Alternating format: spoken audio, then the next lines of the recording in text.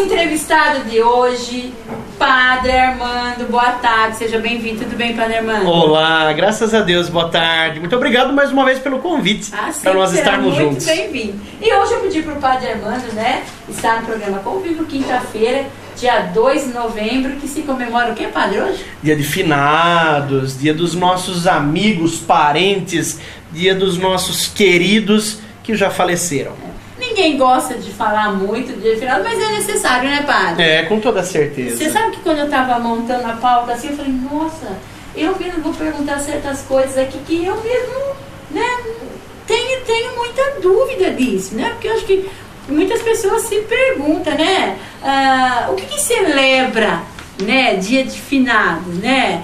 É dia dos mortos, é dia de finados, né? E eu pergunto para qual que é a origem do culto aos mortos? Ou é dia de finados? O que é, Padre? Pois é, para nós não é dia dos mortos, não é culto aos mortos. Para nós o dia de finados é o culto à vida, é a celebração da vida. A celebração de finados não é o dia de nós reclamarmos, de nós nos lembrarmos com tristeza dos nossos entes queridos. Claro, às vezes nós sentimos saudades, naturalmente, daquelas pessoas das nossas famílias que já faleceram, mas essas pessoas, elas não partiram, Solange. Essas pessoas, elas chegaram. E elas chegaram em um lugar onde um dia todos nós também, com muita alegria, chegaremos. E nesse banquete da vida, é o banquete em que não há espaço para tristeza, para enfermidade, para o envelhecimento. É o banquete da vida que só tem espaço para alegria. Por isso, o dia de finados não é o dia do culto à morte, mas é o dia do culto à vida. O presente que Deus nos dá é um presente que não tem data de validade, não é, gente? O presente que Deus nos dá é um presente que se chama eternidade. O presente que Deus nos dá, o presente da vida, não termina daquela maneira ali naquele caixão, não. Deus jamais se contentaria de dar para nós um presente que durasse somente um certo período. O presente que Deus nos dá é o presente que se chama eternidade. Com a morte, a vida não é terminada, mas com a morte, a vida é transformada. É vida que continua sendo vida. Temos que comemorar a vida mesmo, né? Com toda certeza. Quantas pessoas que passaram pela nossa vida, que deixaram um brilho especial para nós, não é? Qual é o brilho que nós deixamos também na vida das outras pessoas? Celebrar finados, celebrar a vida dos nossos entes queridos, é isso, é celebrar a vida de tanta gente que passou pela nossa vida e deixou para nós um brilho diferente. Deixou para nós um aprendizado, uma nova maneira da gente encarar os nossos problemas. E às vezes não são nem palavras, não é? Às vezes aquilo que a gente guarda das pessoas é o olhar, é o jeito que aquela pessoa caminhava, é a maneira como aquela pessoa nos ensinava as coisas básicas da vida. É isso que a gente guarda, as nossas boas ações, as nossas boas atitudes. Padre, como chegou aqui no Brasil essa celebração do dia 2 de novembro, né? Celebração do dia do finados. Pois é, ela chega juntamente com a nossa fé. A celebração de finados, a celebração de 2 de novembro, é uma celebração que nós herdamos junto já com a nossa colonização, com a evangelização dos povos. A igreja há muito tempo tem esse costume de celebrar a vida. Novamente, não é o dia de celebrarmos a morte, não é o dia de prestarmos culto à morte. O dia de celebrarmos a vida daqueles que hoje vivem de verdade. A vida daqueles que hoje estão vivendo de maneira plena. Eu falo que essa nossa vida, que nós chamamos de vida aqui na Terra, na verdade é só uma breve gestação para nós nascermos de verdade para a eternidade, para nós estarmos de verdade ao lado de Deus. Tem apoio bíblico essa tradição de se rezar pelos mortos no dia 2 de novembro, né? Como o cristão bíblico deve posicionar no dia de finados? São tantos trechos da Sagrada Escritura, são tantas maneiras bonitas que Jesus sempre passou para nós essa ideia de eternidade. Eu gosto sempre de lembrar, Solange, quando Jesus está na cruz, quando Jesus morre na cruz, nós vemos um episódio de que a cortina do santuário se rasga de alto a baixo.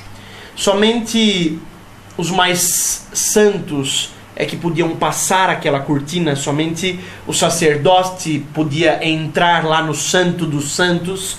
E Jesus, quando morre, automaticamente aquela cortina ela é rasgada, mostrando que as portas do céu, elas são escancaradas para nós naquele exato momento. E é claro, no dia de finados, nós só podemos e devemos nos posicionar como aqueles que rezam uns pelos outros. Imagine só. Às vezes durante a vida, Solange, alguém chega para você e fala assim: olha, eu estou passando por um problema tão difícil, um problema de enfermidade na minha casa, um problema lá no meu trabalho, você pode rezar por mim? E a gente reza, não é verdade? Nós rezamos uns pelos outros aqui na terra. Imagine só o dia que nós estivermos ao lado de Deus. Mais ainda nós vamos ter esse poder de rezar, de interceder uns pelos outros. Às vezes as pessoas falam assim: padre, mas nessa vida, quando a gente morre, a gente não leva nada, não é verdade? Não, não é verdade, não. Dessa vida a gente leva, com toda certeza. Nós levamos até Deus a nossa consciência. Nós levamos até Deus todas as pessoas que nós amamos aqui nessa terra. E é por isso que, se aqui nós rezávamos uns pelos outros, mais ainda nós vamos poder continuar rezando uns pelos outros quando estivermos ao lado de Deus. O elo da vida, ele não é cortado, a vida não é quebrada. Não existem duas rivais, vida e morte, e as duas brigando durante a eternidade para ver quem tem a última palavra. Não. Tem um trecho de um prefácio de uma oração eucarística que nós usamos na missa, que diz assim: Jesus morrendo destruiu a morte e ressurgindo deu-nos vida novamente. E a vida que Deus nos dá, a vida que Jesus nos dá, é uma vida eterna, é uma vida que não tem fim. E é por isso que nós podemos sim e devemos agradecer a Deus pela vida das pessoas que nós amamos e que já estão lá com Deus. Padre, a maioria das pessoas que visitam o cemitério no dia de finados está ligada à religião católica, né? A maioria a gente vê que é mais os católicos. Por que os católicos fazem essa celebração aos mortos? Acendendo vela, né? O que o senhor me fala? É interessante, tá indo, o pessoal acendendo vela, o que o senhor me fala? Isso é muito importante, sim, até mesmo porque para nós a sepultura, o túmulo é um local sagrado, o túmulo é um local especial onde aquela pessoa passou por uma transformação. No túmulo nós deixamos o nosso corpo, mas nós saímos de lá, é claro, evidentemente, nós ressuscitamos, nós somos elevados até Deus, e em Deus e no céu nós ganhamos um novo corpo, que é um corpo glorioso. Mas essa transformação, nós acreditamos que acontece ali naquela sepultura, onde aquela pessoa que nós colocamos hoje descansa em paz, repousa em paz, está claro, com Deus, está no céu, rezando, intercedendo por nós, mas assim como Jesus Cristo também passou pela sepultura. Então o túmulo é também O túmulo para nós também é um local sagrado, não um local de eternidade, ninguém está lá. Mas é um local de passagem. Nós passamos por lá. Lá acontece para nós a nossa nova Páscoa, a nossa nova ressurreição. Lá é que nós conseguimos fazer com que estejamos juntos com Deus. E as pessoas que levam velas? É uma maneira bonita. A vela é a junção dos três reinos, né, Solange? A vela é a junção do reino mineral, através do fogo, o reino vegetal, através do pavio, feito com lã de carneiro, com lã de ovelha, e através da cera da abelha. Então são os três reinos, o vegetal, o mineral e o animal. O vegetal, aliás, é o reino do algodão, o algodão do pavio da vela. Acender as velas, rezar, levar flores até o túmulo nesse dia, é uma maneira bonita que eu acredito que o nosso povo tem de exteriorizar que aquela pessoa não foi esquecida. Precisamos fazer isso? Temos que fazer isso? Acredito que é muito mais importante nós rezarmos pelas pessoas todos os dias. E claro, pelo poder da nossa consciência. Sempre que nós aqui embaixo na terra nos recordarmos dessa pessoa que está no céu, essa pessoa que está no céu também vai se recordar de nós que estamos aqui na terra. Muito mais importante do que exteriorizar a nossa oração através de flores e velas, eu acredito que é importante nós rezarmos por essas pessoas todos os dias. Isso, claro que eu acredito que é o principal, mas não existe nada contrário, exatamente o contrário, né? É louvável também a atitude de algumas pessoas de manifestarem o seu carinho por aquele local que foi um local de passagem. Às vezes a gente cuida do quarto da pessoa que faleceu e a gente cuida com carinho da cama que aquela pessoa dormiu, do guarda-roupa, às vezes até das roupas, não é? Tanta coisa. E aquele túmulo também foi um local que aquela pessoa passou.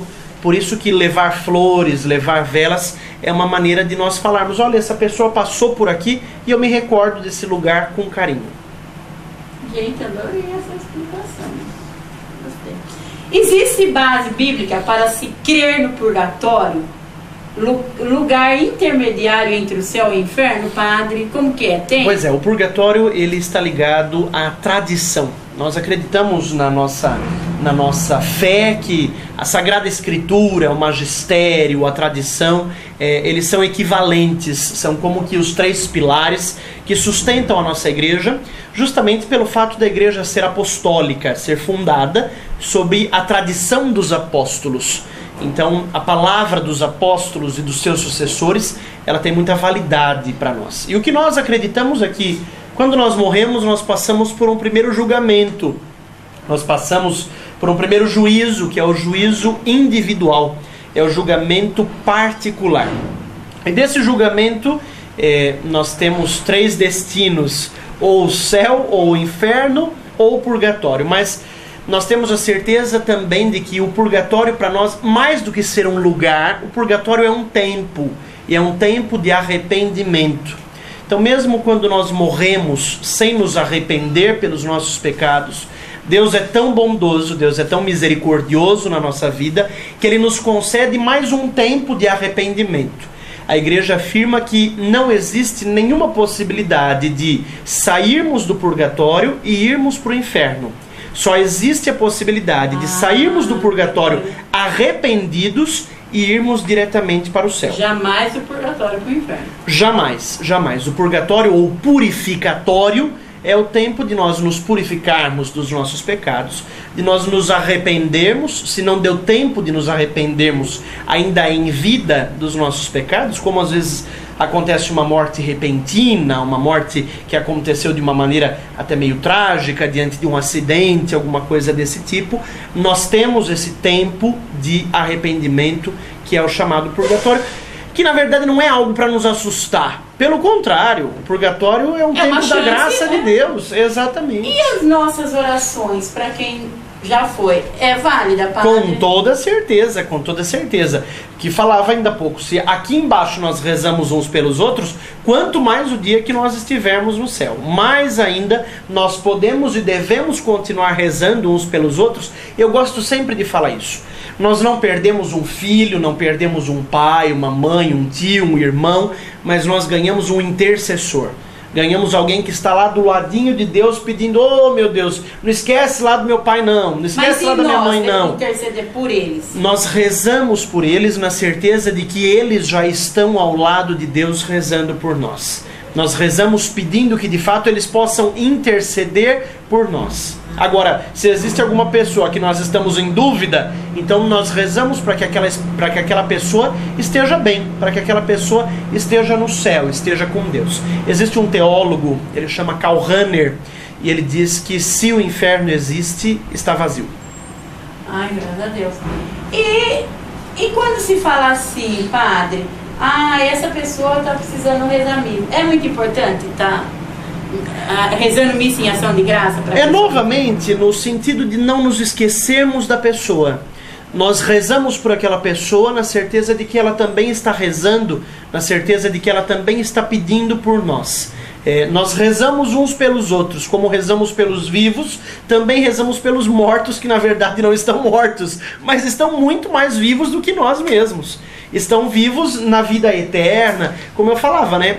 Não existem duas rivais, vida e morte, mas existe um círculo, que é o círculo da vida, e neste círculo da vida existe um ponto, que é o ponto da morte. que na verdade não é um ponto final, mas é um ponto de transformação.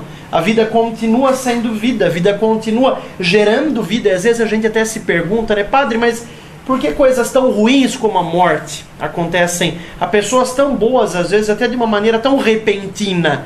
E a resposta é: a lógica da natureza não é capaz de separar os bons dos maus. Todos nós vamos passar por esse processo da morte, mais cedo ou mais tarde.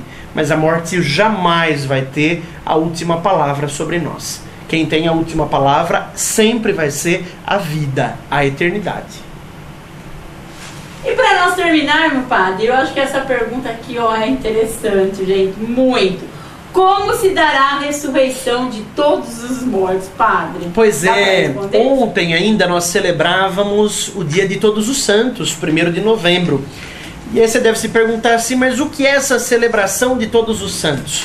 É a celebração de homens e mulheres da nossa família que nós conhecemos e que nós testemunhamos a santidade delas. Pessoas que talvez a igreja não conheça, porque a história dela talvez não tenha se tornado pública. A história de santidade dessa pessoa talvez não tenha se tornado pública, mas eu conheço essa pessoa e eu sei que ela deu um testemunho bonito durante a vida, um testemunho de serviço, de simplicidade, um testemunho de humildade, um testemunho de humanidade, um testemunho de ser humano, e eu tenho certeza que essa pessoa está com Deus, essa pessoa está em Deus. É por isso que ontem, 1º de novembro, nós celebrávamos o dia de Todos os Santos, santos anônimos que acreditamos que esteja no céu.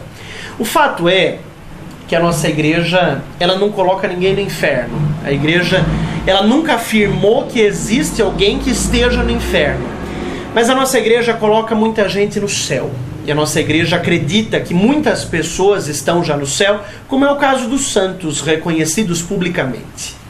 O fato é, Solange, que nós acreditamos em um Deus que nunca gostou de estar sozinho, absolutamente sozinho. Claro, sempre teve seus momentos de oração, seus momentos de privacidade, seus momentos de falar com Deus, Jesus de falar com o Pai, mas Jesus sempre quis precisar de pessoas.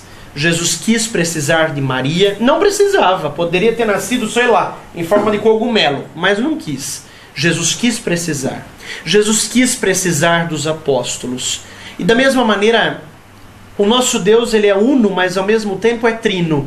E até mesmo na sua divindade, Deus quer compartilhar com outras pessoas. E é por isso que acreditamos nesse Deus, nesse mistério da Trindade. E nós não acreditamos em um Deus que quer estar sozinho no céu.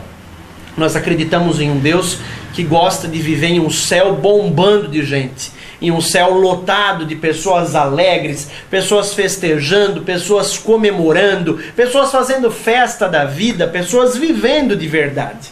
E nós acreditamos que, além daquele primeiro julgamento, que foi o que eu falei que existe também um segundo julgamento, que é o julgamento coletivo, o julgamento final, o juízo final. E nesse juízo final, esse juízo vai acontecer quando Jesus voltar. E aí, de fato, verdadeiramente, nós vamos estar todos nessa glória de Deus, nós vamos estar todos podendo usufruir desse reino dos céus na presença de Deus. Eu vou finalizar, eu só quero deixar para você que talvez esteja sofrendo com o luto, para você que talvez esteja sofrendo a dor da tristeza ainda de algum ente querido, aquele episódio de Jesus quando vai visitar Lázaro, e chegando até lá ele encontra Lázaro morto havia 3 dias. Jesus tem 2 atitudes que me chamam muito a atenção. Primeiro, Jesus chora, como nós também o fazemos. Segundo, Jesus confia no Pai. Jesus confia na misericórdia de Deus, e é essa confiança na misericórdia do Pai que conforta o coração de Jesus.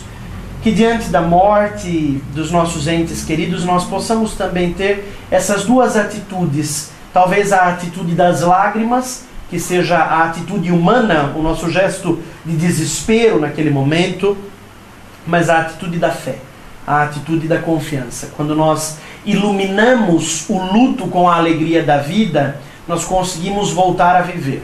O errado é quando nós ofuscamos o brilho da vida com a tristeza eterna de um luto que não tem fim, de um luto que não passa. Não.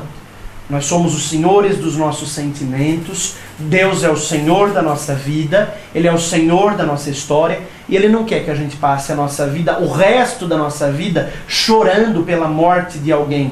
Pelo contrário, esse alguém não está mais morto, já está muito vivo, já está ressuscitado. É por isso que nós só podemos e devemos agradecer a Deus pela vida dessas pessoas. Amém? Podemos dar uma bênção especial nesse dia de finados, nesse 2 de novembro. Eu peço que essa bênção possa chegar até a sua casa, até o seu coração. Você que hoje talvez se sente ainda entristecido pela perda de um ente querido, você que talvez ainda hoje esteja enfrentando a morte como perda e não como ganho, e não como vitória, hoje que essa bênção possa chegar até você, possa chegar até o seu coração como sendo esse conforto que Deus te dá. Deus hoje nos abraça, Deus hoje nos acolhe, Deus hoje nos ampara. Deus é esse Deus bondoso, mais ou menos como aquela criança que dorme no sofá, mas que acorda na cama. Assim também vai ser a nossa morte um dia.